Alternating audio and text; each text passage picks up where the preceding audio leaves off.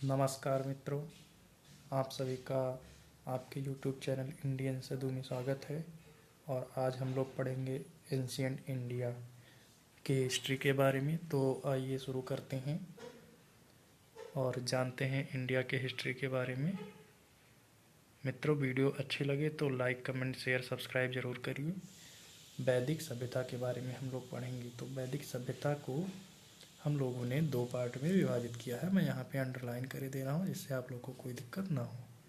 दिख गया ना? वही सेम चीज़ अंग्रेजी में है, हिंदी और अंग्रेजी दोनों में प्रोवाइड कर दे रहा हूँ। उसके आगे चलते हैं। अब देखते हैं जो 2 प्रकार हैं वो कौन कौन से हैं। तो आपको दिख रहा होगा, पहला है पूर्व वैदिक काल, जिसे ऋग्वैदिक काल भी कहा जाता है। मैं एक काम करता हूँ, पेन से अंडरलाइन करते रहा हूँ। जिसे ऋग्वैदिक काल कहा जाता है। देखिए, ऋग्वैदिक काल। और क्योंकि इस काल में ऋग्वेद की रचना हुई थी और जिसकी तिथि बताई जा रही है 1500 से 1000 ईसा पूर्व तक बताई जा रही है। ठीक है। उसके आगे देखते हैं जो दूसरा प्रकार है उसे कहते हैं उत्तर वैदिक काल। उत्तर वैदिक काल क्या है? अब जिनमें अन्य जो 3 वेद हैं, जैसे सामवेद हो गया, यजुर्वेद हो गया, अथर्ववेद हो गया, इसकी रचना हुई है, इसलिए इसे उत्तर वैदिक काल कहा जाता है। जिसकी अगर तिथि की बात करें तो ये 1000 से लेके 600 ईसा पूर्व तक है। ठीक है। अब आगे और देखते हैं मित्रों। अब आगे देखते हैं, जब हो गया ये सब तो आर्य के बारे में बताया गया है कि आर्य सर्वप्रथम भारत के उत्तर पश्चिमी क्षेत्र में आए थे। ठीक है।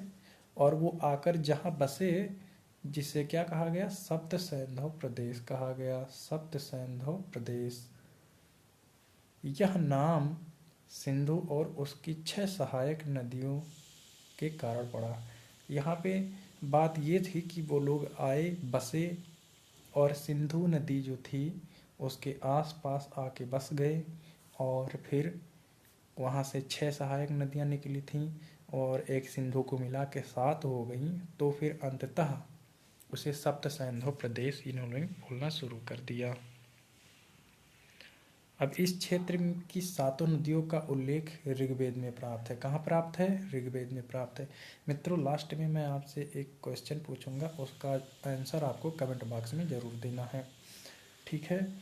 तो इसका जो उन्होंने 7 नदियों के बारे में उन्होंने बताया, जिसका नाम है सिंधु, सरस्वती, सतुद्री। अच्छा, सतुद्री को क्या बोलते हैं? सतलज बोलते हैं। विपाशा, विपाशा को ब्यास बोलते हैं। परुसड़ी, जिसको रावी बोलते हैं। और अश्विनी को चिनाब बोलते हैं। और बितस्ता नदी को झेलम नदी कहते हैं। ठीक है मित्रों, तो आगे चलते हैं और देखते हैं।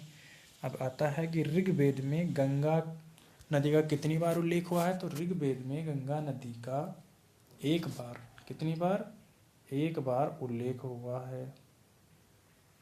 और यमुना नदी का अगर देखा जाए तो कितनी बार उल्लेख हुआ है? तो 3 बार उल्लेख हुआ है। ठीक है। यही सेम चीज़ अंग्रेजी में भी लिखी है। Ganga river has been mentioned once and Yamuna river 3 times in Rigveda. अब आता है आर्यों की भाषा। तो आर्यों की भाषा क्या थी? आर्यों की भाषा थी संस्कृत। आप लोग को बहुत अच्छे से पता होगा, संस्कृत सबसे पुरानी भाषा है। The language of the Aryans was Sanskrit. आगे नेक्स्ट देखते हैं मित्रों। आगे है प्रशासन की सबसे छोटी इकाई क्या थी। अब ऋग्वेद में जब आप आ गए और आर्यों के आ गए तो फिर अब देखेंगे कि आर्यों का जो प्रशासन करने का तौर तरीका था वो कैसा था। तो आर्यों की जो प्रशासन करने की सबसे छोटी इकाई थी उसे कहते थे कुल। क्या कहते थे? कुल कहते थे। और परिवार के मुखिया जो थे उनको क्या कहा जाता था? उन्हें कुलप कहा जाता था। क्या कहा जाता था? कुलप कहा जाता था। The smallest unit of administration was the कुल। क्या थे? कुल कहे जाते थे। आप लोग को पता ही है। The head of the family, the head of the family कौन होते थे? कुलप होते थे। कौन होते थे? कुलप होते थे। लोग राजा के राजा को स्वैच्छिक कर देते थे। जिसे क्या कहा जाता था? बलि कहा जाता था। बलि कहा जाता था। The people volunteered the king which was called bali. ठीक है मित्रों, आगे बढ़ते हैं, देखते हैं।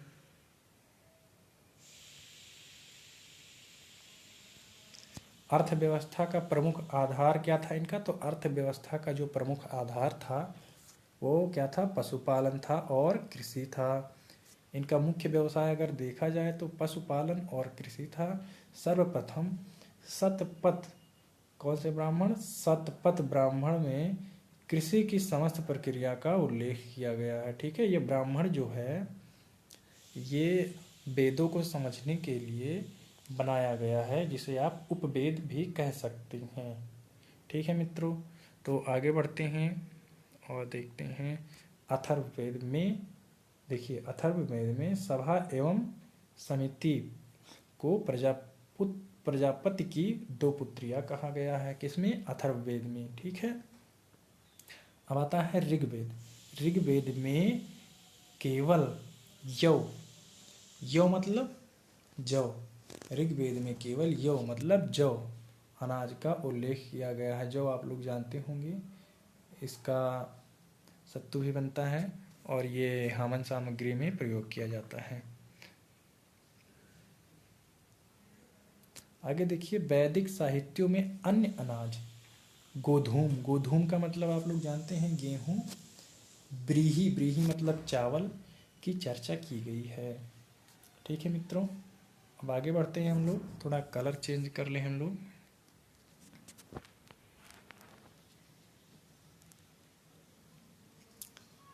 जबालोपनिषद में 4 आश्रम ब्रह्मचर्य, गृहस्थ, वानप्रस्थ तथा संन्यास का उल्लेख मिलता है।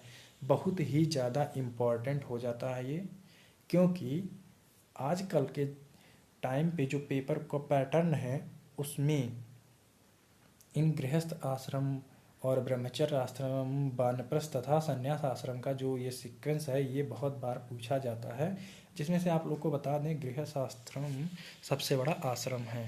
तो आगे चलते हैं नेक्स्ट टॉपिक पर। अब आता है ऋग्वेद के 10वें मंडल में 4 वर्णों ब्राह्मण, क्षत्रिय, वैश्य और शूद्र का उल्लेख किया जाता है। और कैसे किया जाता है? वर्ण व्यवस्था जो किसके आधार पर थी? कर्म के आधार पर थी। अगर पहले पूछा जाए कि प्राचीन इतिहास में वर्ण व्यवस्था का आधार क्या था, तो वर्ण व्यवस्था का आधार कर्म था। ठीक है मित्रों, ये डायरेक्ट क्वेश्चन यहाँ से बनता है। फिर आता है ऋग्वेद के मुख्य देवता कौन है? तो ऋग्वेद के मुख्य देवता इंद्र हैं। ऋग्वेद में जिनको 250 बार पुकारा गया है, और उसके बाद में है अग्नि देवता, ऋग्वेद में 200 बार पुकारे गए हैं। ठीक है, तो मित्रों आज के लिए इतना ही, और थैंक यू। अब अगर आप लोग को वीडियो अच्छी लगे तो हमारा यूट्यूब चैनल है इंडियन सदू, हैंडल अगर आप लिखेंगे @इंडियन सदू तो आ जाएगा, आप सब्सक्राइब कर लीजिए। और अब आज के चलते हैं टॉपिक पर, जो आप लोग को बताया गया था कि आज बताया जाएगा। एक बार रिवीजन हो जाए, थोड़ा एक बार रिवीजन हो जाए। एंशियंट हिस्ट्री, एंशियंट हिस्ट्री के कितने पार्ट बताए? 2 पार्ट बताए। कितने पार्ट? 2 पार्ट। पहला कौन सा है? पहला कौन सा है? तो पहला आपका है, बताइए कमेंट बॉक्स में बताइए, पहला कौन सा है? पहला है ऋग्वैदिक काल,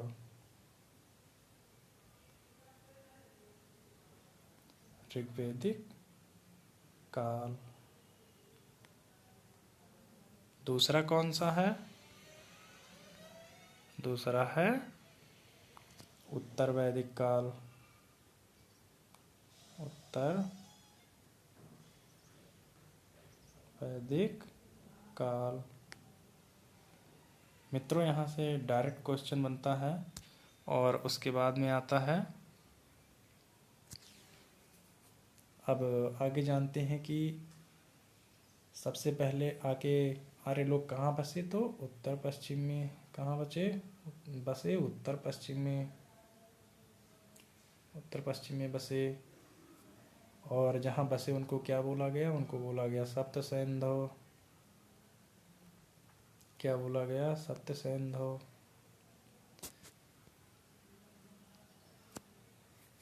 गंगा नदी का कितनी बार उल्लेख है? तो गंगा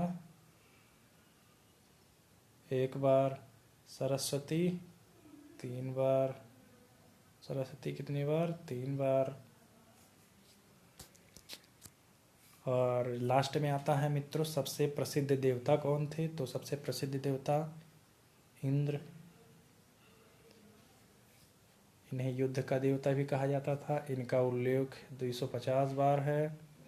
और फिर उसके बाद में क्या आते हैं? उसके बाद में आते हैं अग्नि देवता। कौन आते हैं? अग्नि देवता। इनका उल्लेख 200 बार।